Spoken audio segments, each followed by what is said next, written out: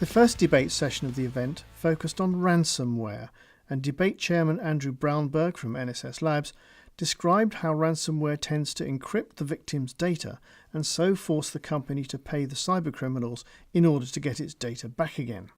One thing I want to point out, and this will come out with the group up here, there's nothing particularly innovative or unique about the way this malware is delivered, though. So keep that in mind. I mean, it's the same techniques that people have been using. It's phishing campaigns, it's spear-phishing, it's drive-by downloads, advertising. These are things we're familiar with. The issue here is that once this malware gets on your device, it's particularly pernicious. Once the panel members had introduced themselves and their companies, Brownberg asked them to drill into the different approaches to security that their companies take. The way that we're unique from the rest of the incumbents, traditional blacklisting players, is we don't rely on a signature for a file, right? And so one of the things we see with ransomware is the rise of ransomware as a service platforms, where anyone can effectively go out and within 10 minutes get a custom crafted binary and payload for a malicious attack at an organization that they choose. Now that attack is guaranteed to evade defenses from traditional signature-based AVs because the ransomware platforms are actually testing these packages on a daily basis, multiple times a day, against those signatures that are created by the AV industry at large.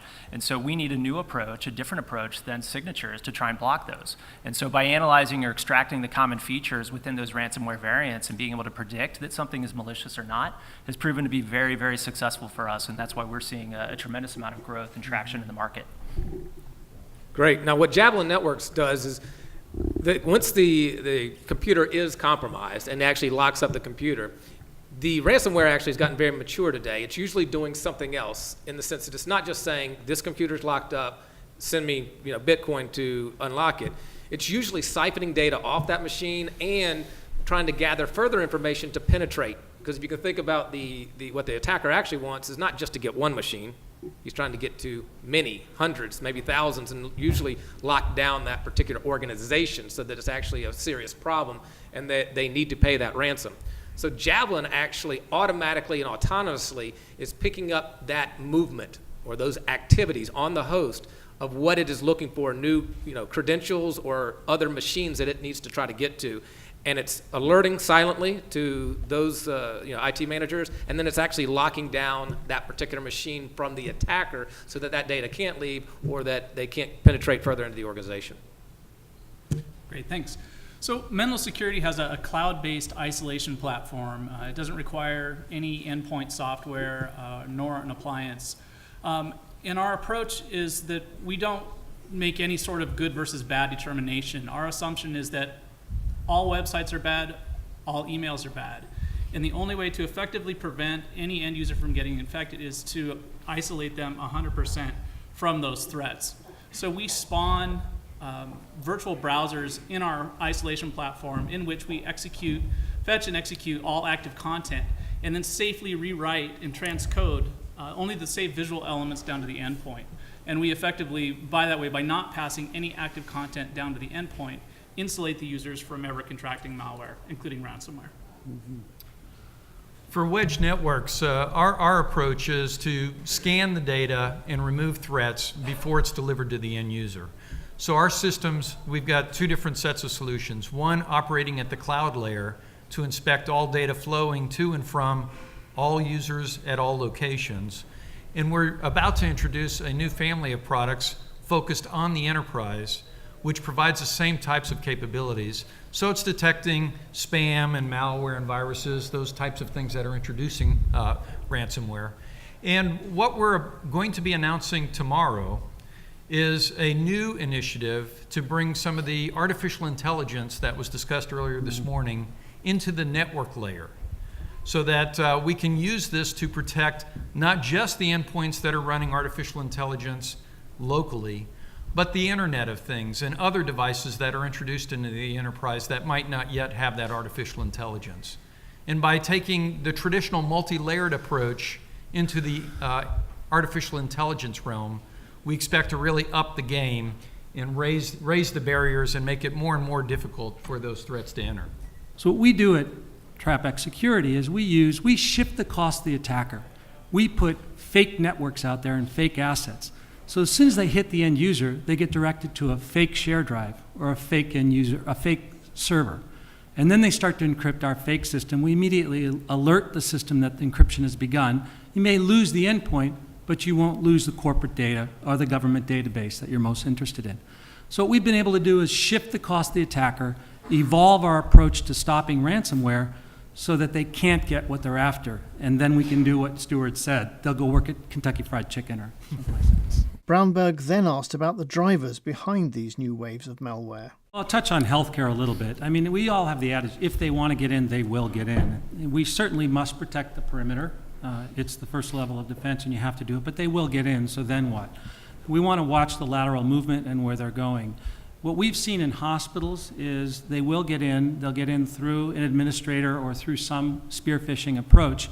Once they do get in, they'll find the most unmanaged and the simplest devices, and those could be the medical devices, the blood gas analyzers, the PACS systems, the radiology equipment that's running back levels of Windows that isn't running current advanced cybersecurity defenses because they're protected by the manufacturers and the FDA. So those are places for the attackers to hide out or dwell with ransomware in other areas. What's interesting is, ransomware is basically easy money. But it's not just easy money for the cyber criminal that is extorting the money from you. They're beginning to commercialize the technology and make it available in the form of ransomware as a service on the dark web. And what that's doing is it's lowering the bar for the skill set for cyber criminals to be able to go in and execute with very advanced technologies in terms of breaking in and delivering ransomware. Ransomware attackers are taking advantage of the inherent and increasing vulnerability of today's web. So you and I, as users of the web, demand a rich experience, right? We want scrolling videos. We want all kinds of interactive content. In order to do that, today's most popular websites have to pull from dozens of different other domains all over the world. They have no control over the OS that those other domains are running. And in many cases, they're running very, very old operating systems with known CVEs or vulnerabilities. So it's not enough to just compromise or install a drive-by on a site. You can go to a background domain, which is much easier to compromise. And that's what they're taking advantage in many parts, many ransomware attacks today. Bryan, if you could keep it relatively, I think I ran over. I'm not trying to cut you off, but I want to let Yeah, I'd turn it back on kind of the motivation, right? And the motivation is very much financial, right? And to give you guys a sense of the scope of the problem, there was a report that came out, I think, a little bit earlier this week. And since we're in Silicon Valley right now, a good metric of success, right? Think of any startup that kind of reaches that plateau, or not a plateau, but that milestone of $100 million in revenue. Well, that would, by all measures, would be astounding success, right?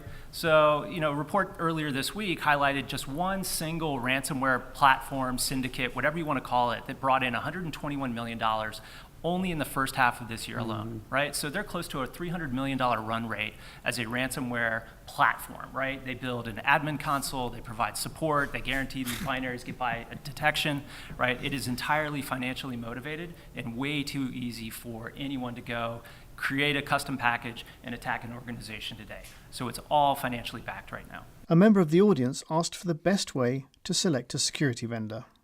In answering your question, each organization is very different.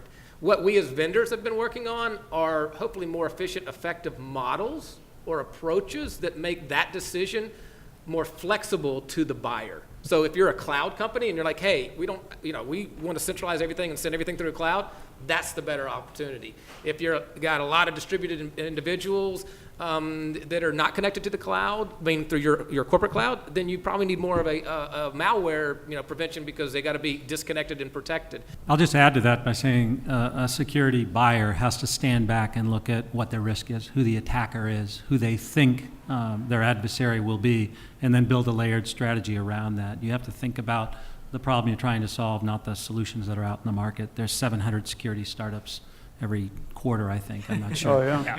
There's 1,500 vendors out there that we are keeping an eye on. I think the insurance comment, though, is really important. I mean, I think cyber risk management is not nearly as sophisticated as many other branches of risk management. And this idea of cyber insurance and using insurance as a vehicle to transfer risk is a really interesting one. It's one that's been kind of gestating for a decade or more, but it's really getting much more, it's getting more sophisticated. It gets back to the actuarial data comment that was made in the keynote. You know, that part of the problem is there isn't that actuarial database to be able to really create the right premiums for the coverage that you're getting, but that's getting more sophisticated. And you know, eventually I think we'll get to the point where insurance companies are driving risk and best practice decisions much as they are in many other areas of our lives, but it's certainly not the case in cyber today. So, did anyone else want to jump in on that one? I can chime in on that one as well. To your point, it's all about risk, and to echo something that Stuart said earlier, if you look at the 4 elements of risk that CISOs are looking to mitigate today, it's basically, you know, application and server security, it's access security, it's web, and it's email, right? And as you're looking at how to allocate your budget across those, CISOs that we talk to indicate that web and email account for about 85% of the risk that they're trying to mitigate today. So that certainly factors into who should I buy, how much should I spend, and allocate my budget. Yep. Thank you, gentlemen.